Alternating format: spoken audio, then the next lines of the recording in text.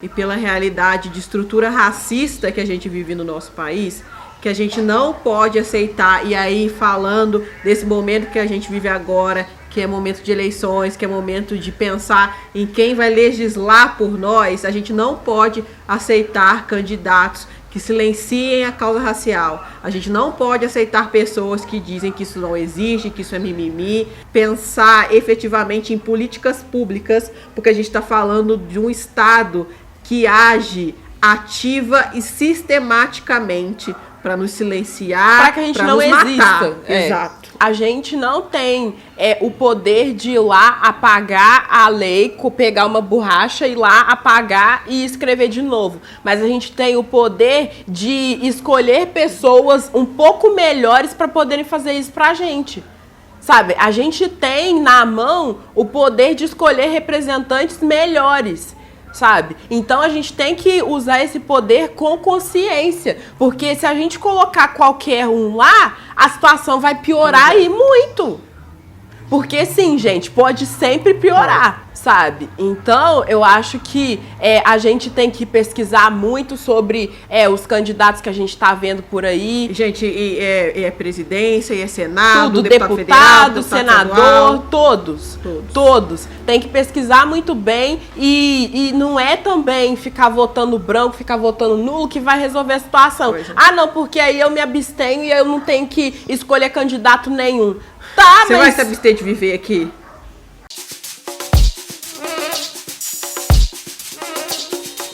Oi, gente, eu sou Natália Romualdo. Eu sou Maristela Rosa e tá começando mais um Papo de Preta. Antes desse vídeo começar, quem chegou agora no canal, seja muito bem-vindo, muito bem-vinda. Volta aqui toda quarta e sexta-feira à noite, que é quando a gente posta vídeo novo. Curte esse aqui, compartilha, se inscreve nesse canal. Aproveita, já passa nas nossas redes sociais pra dar aquela moral pra gente. E passa no vídeo que a gente fez sobre a vaquinha pra ajudar o nosso canal a se manter vivo. E hoje a gente vai falar de pessoas negras, alguns casos de pessoas negras. Alguns dos muitos que acontecem no Brasil e inteiro. Que nem sempre a gente fica sabendo. A maioria deles a gente não fica sabendo, de pessoas negras que foram acusadas e algumas foram até condenadas injustamente.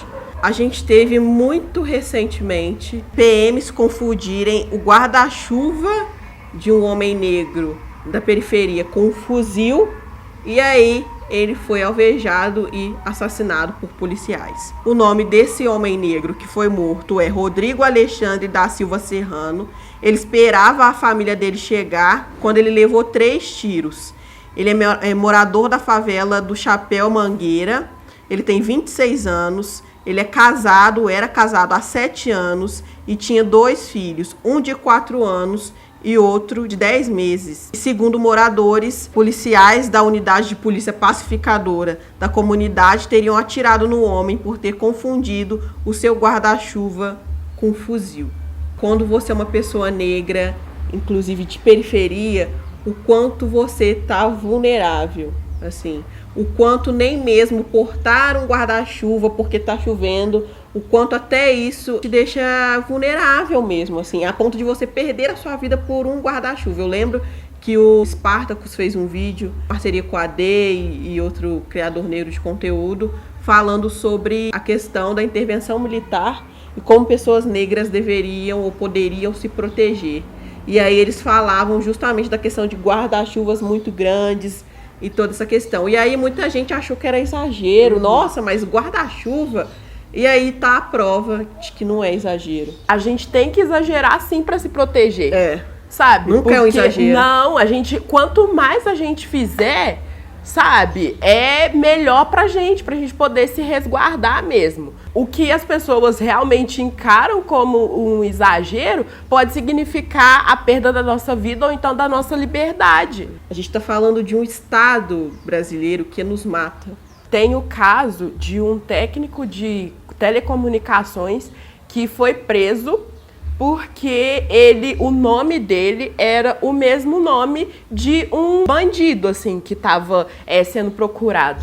Quando é com a gente, sabe, quando é com pessoas negras assim, não interessa se todas as evidências apontam que você é inocente. Mesmo assim, você vai ser considerado culpado. O nome dele é Rodrigo Lima da Silva. A polícia foi fazer uma operação e aí expediram um mandado de prisão contra esse bandido. Foram olhar pelo CPF do cara, os dados dele, e constava lá que, no caso, o bandido, ele era casado e vivia num outro lugar.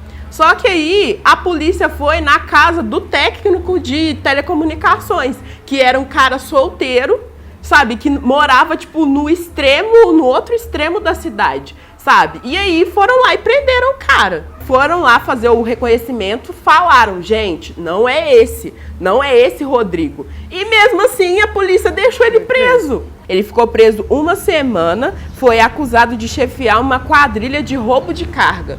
Ele só não perdeu o emprego porque os advogados dele mandaram uma carta para a empresa onde ele trabalhava, pedindo, tipo, clemência, assim, sabe? Para que ele não perdesse o emprego. A vida da pessoa é destruída por causa de erros.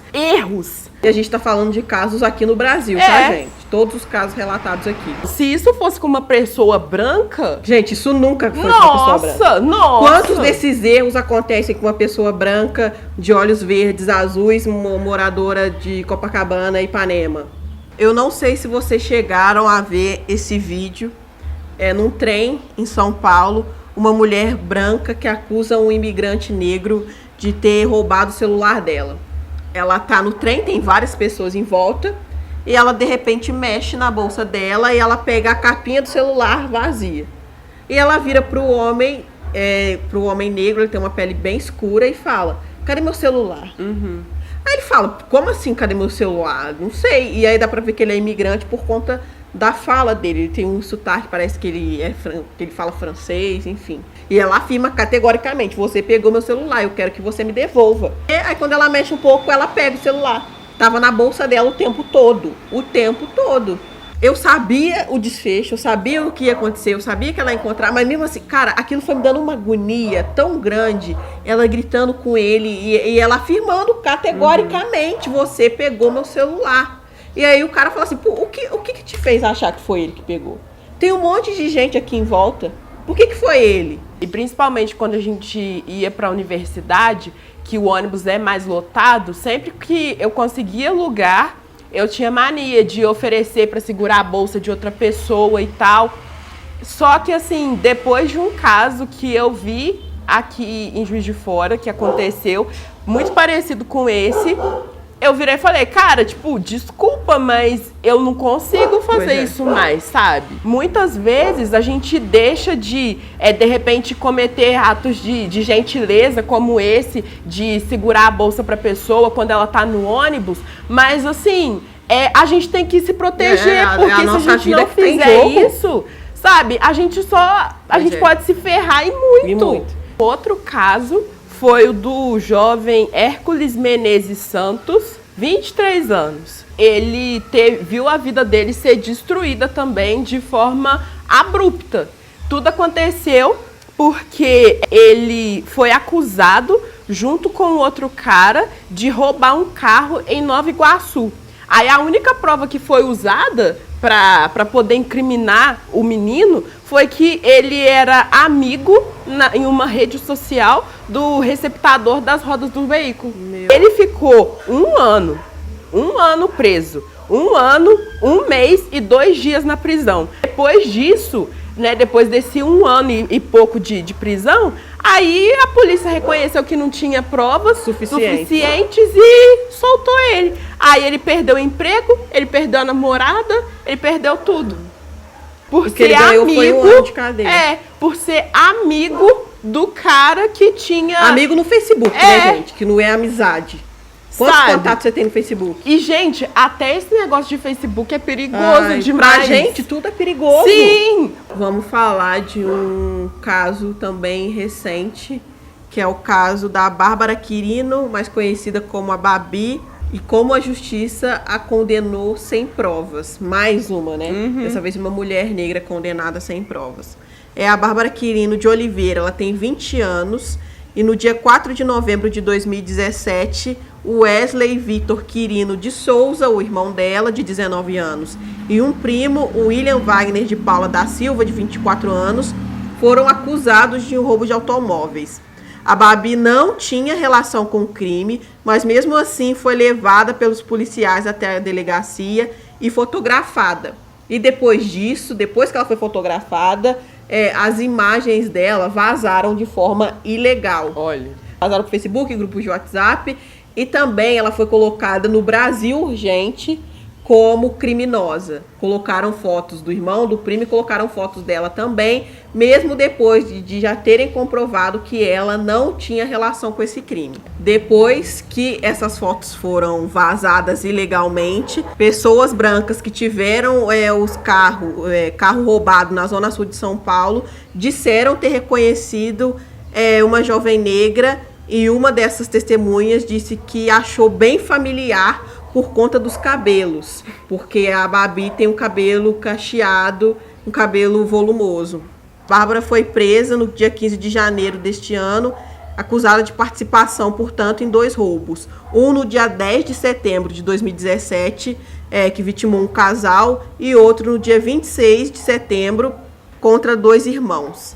E a Babi, no dia 10 de agosto, foi condenada a 5 anos e 4 meses de reclusão pelo roubo do dia 10 de setembro, e o outro do dia 26 ainda corre na justiça. E aí, a defesa da Bárbara afirma que na data do dia 10 de setembro, ela havia participado de uma viagem com colegas de trabalho para uma praia no Guarujá. Ou seja, ela estava numa praia do Guarujá que fica que é no litoral paulista, a 90 quilômetros de onde teria acontecido o roubo, de onde aconteceu o roubo do dia 10. Como prova, eles têm fotos publicadas no Instagram com data. Tem uma foto no dia 10 que ela aparece, e tem 2 fotos que foram publicadas no dia 11, mas aí os peritos dizem que essas fotos também foram tiradas no dia 10, por conta do local, por conta das roupas, de todo mundo que estava utilizando ali, ou seja, as fotos foram tiradas nesse dia. E aí também tem 2 testemunhas para dizer que estavam com ela nesse dia também, que estavam lá no Guarujá com ela. Mesmo assim, essas provas não foram consideradas. A Bárbara ainda está presa, e aí estão lutando para reverter essa condenação dela. O que aconteceu foi uma série de ilegalidades, desde a foto dela ter sido vazada, da maneira como ela foi reconhecida, porque o que especialistas em lei mesmo dizem que é o correto é você colocar várias pessoas parecidas juntas para a pessoa reconhecer, e não foi isso que aconteceu com a Babi, foi através de foto. E aí o reconhecimento que fizeram dela foi por conta do cabelo dela, que é um cabelo assim, que várias mulheres negras usam, ou seja, ela está presa por conta do cabelo dela. E mesmo ela mostrando provas de que ela estava em outro lugar a 90 quilômetros de distância, ainda assim a Babi está presa nesse momento, condenada a 5 anos e 4 meses de prisão. Gente, o caso da Babi, esses casos todos, a gente vai deixar o link aqui na descrição. A Babi tá com vaquinha também, a família dela, para ajudar, porque ela é de uma família bem humilde, então ela precisa de recursos financeiros até para poder ter defesa. É pânico o que eu sinto. Eu não consigo descrever nada mais além disso do que pânico, assim. Porque, gente, literalmente pode ser eu, pode ser a Natália. Se você é uma mulher negra, se você é um homem negro que está assistindo a gente, pode ser você. Porque a gente não precisa ter cometido crime. A gente não precisa nem ter estado lá. Não. A questão é que a justiça não é ela que prova a nossa culpa. Somos nós que temos que provar que nós não somos culpados. E mesmo quando a gente prova sua culpa. Pois é, e mesmo quando a gente prova, ainda não é suficiente. Vamos falar agora da Claudete de Oliveira, que é uma mulher negra de 66 anos, empregada doméstica, que mora no bairro Realengo, na zona oeste do Rio de Janeiro. Ela foi presa por 3 agentes no dia 15 de março. Eles chegaram na casa da Claudete com um mandado de prisão que tinha o nome dela e o nome da mãe dela. O crime que alegaram que ela cometeu foi um homicídio, gente. Em São Paulo, Em 1998, ela teve a vida dela revirada do dia pra noite, passou 9 dias no inferno total, foi presa, passou por 3 lugares, 3 prisões diferentes, sabe? E aí, no final das contas, o juiz foi lá. Então, infelizmente, eu confundi a pessoa no momento do envio do mandato e eu coloquei o nome da pessoa errada. Esse caso me tocou de uma maneira, assim, muito forte, porque a Claudete, ela é um pouco mais velha do que os meus pais, assim, sabe? E apesar de eu não a conhecer, eu fico imaginando que, assim, muitas pessoas negras, de mais antigas, assim, sabe? Elas têm uma coisa muito forte com essa questão de trabalhar, sabe? Do nome, ter o nome limpo, não importa em que eu vou trabalhar, contanto que seja um serviço honesto. Sabe, de não pegar nada de ninguém, passa isso para os filhos, passa para os netos e tal, para acontecer o quê? Um dia você chega em casa, encontra um mandado de prisão no seu nome e te acusando de roubo, te acusando de assassinato.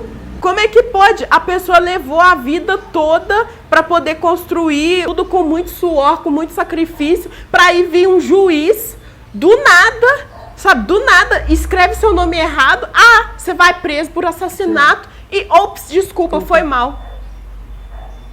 Temos um outro caso recente também, e esse ganhou um pouco mais de repercussão, que é o da Valéria Lúcia dos Santos, uma advogada negra que foi impedida de trabalhar, foi arrastada e algemada por policiais militares. A Valéria fazia uma audiência presidida pela juíza Ethel Tavares de Vasconcelos, quando acabou impedida de ler um documento. E ela tem direito, por lei, como advogada, de ler o documento. E o que ela dizia o tempo todo eu estou fazendo o meu trabalho. Eu quero trabalhar. Me deixem trabalhar. A juíza chamou os PMs que prenderam a advogada por desobediência.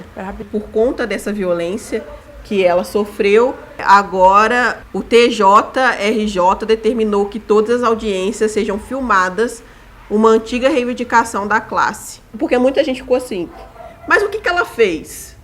Com certeza ela fez alguma coisa. Sim, o que ela fez foi exigir um direito dela enquanto advogada. Quando a gente está falando de um país estruturalmente racista, a nossa morte sem motivo, a nossa prisão sem motivo, nos humilharem sem motivo é possível, porque o motivo é sermos pessoas negras. Teve o caso de um homem que ele foi levado de dentro de casa, o nome dele é José, ele foi levado de dentro de casa porque ele foi acusado de assalto. Ele estava dentro de casa normalmente, só que aí uma das vítimas lá que sofreu um assalto virou e falou assim que reconheceu ele, né, de dentro de um veículo em movimento, e aí que falou, sabe, que ele era um dos assaltantes, assim. E aí a pessoa reconheceu ele, por quê? Pela roupa. A roupa dele, que ele estava usando no momento da ocorrência, era chinelo, cueca samba canção e camiseta branca. Realmente. Ou seja, só ele tem essa roupa. O José, quando ele foi levado lá para a delegacia e tudo, ele foi colocado junto com um homem branco, que também era suspeito. Enquanto o José passou a noite dentro da cela, só porque a pessoa reconheceu ele pela camiseta, o chinelo e a samba canção, o homem branco foi liberado. Ele ficou preso durante mais 22 dias. Ele foi levado para a Fundação Casa. Ficou lá 22 dias, gente. E aí depois concluíram que não tinham provas? Não foi você, não. Infelizmente. Deixaram o suspeito branco sair e aí prenderam o negro. E aí em 2014... esse caso que tomou uma repercussão um pouco maior, o Vinícius Romão foi preso em flagrante por um roubo que ele não cometeu. E aí a pergunta é, como que uma pessoa que não cometeu o crime é presa em flagrante? E aí a gente vai aos fatos. Ele ficou 16 dias preso no Rio de Janeiro. A advogada conta que ele só conseguiu sair porque teve muita ajuda de gente de fora. porque talvez ele nem tivesse conseguido sair. Especialistas em direito criminal apontam vários erros no caso da prisão em flagrante do Vinícius. Primeiro, que não havia base legal para que o Vinícius fosse preso em flagrante, já que não havia nenhum elemento com o mesmo que caracterizasse esse flagrante. Vinícius prestou depoimento sem ter acesso à assistência de um advogado, o que é ilegal. Não havia motivos para que o mesmo fosse mantido preso, ou seja, ele esteve 16 dias preso de forma ilegal. E aí, o último caso dessa lista, ele é um pouco diferente dos outros. O professor de língua portuguesa, Tiago dos Santos, ele foi ameaçado de morte, humilhado e sofreu ataques racistas durante a aplicação de uma prova na escola em que ele leciona lá em Rio das Ostras, no Rio. Não foi a primeira vez que aconteceu, sabe? Sempre quando ele ia dar aula, aconteciam situações em que ele era humilhado, em que ele era atacado de alguma forma. Ele é um negro de pele bem escura e aí, durante a aplicação de uma prova, gente, o vídeo é uma coisa assim, horrorosa. O aluno, ele tampa uma pochete, ele tira a pochete da cintura e tampa no quadro na direção do professor, que aí falam pra ele que não era pra ele voltar na escola, porque se ele voltasse, ele poderia ser assassinado. Ele pediu ajuda, tanto nesse dia da aplicação da prova, em que essa situação acontece, que o aluno, inclusive, ele rasga a prova, ele pediu ajuda, tanto nesse dia quanto nas outras situações que aconteceram. Ele foi até a direção da escola, ele foi até os órgãos responsáveis pela educação na cidade dele e ninguém fez nada. Todo o tempo em que ele permaneceu na escola, em que esse episódio aconteceu, ele nunca recebeu uma visita da diretora na sala para poder ver como é que estava a situação. Mesmo ele reclamando, a gente não tem para quem pedir ajuda, porque mesmo quando a gente pede, ninguém escuta. O professor, mais um profissional sendo impedido de trabalhar no exercício da sua função. A escola resolveu se posicionar, virou e falou que estava dando todo o suporte emocional para o professor. Bem feito, o professor foi lá e desmentiu. Virou e falou, gente, não tem suporte emocional nenhum não, nunca teve. Gente, muito obrigada por ter assistido a esse vídeo até aqui. É um vídeo pesado, é um vídeo difícil. Mas compartilha. E um vídeo necessário, exatamente por tudo isso. Compartilha, se inscreve no canal, ativa o sininho para receber notificação de vídeo novo. Alguns desses casos a gente já tinha comentado nas nossas redes sociais e outros casos também que a gente não pôde comentar aqui estão lá. Então passem lá também, vamos conversar mais sobre essas e outras questões. Instagram, Facebook, Twitter, tá tudo aqui na descrição. Também tá aqui na descrição o link para nossa vaquinha online, para vocês saberem melhor como vocês podem ajudar a gente a manter esse canal vivo. Muito, muito obrigada pelo carinho, pelo apoio, pelo respeito de sempre. Um beijo enorme, até a próxima. Tchau. Tchau.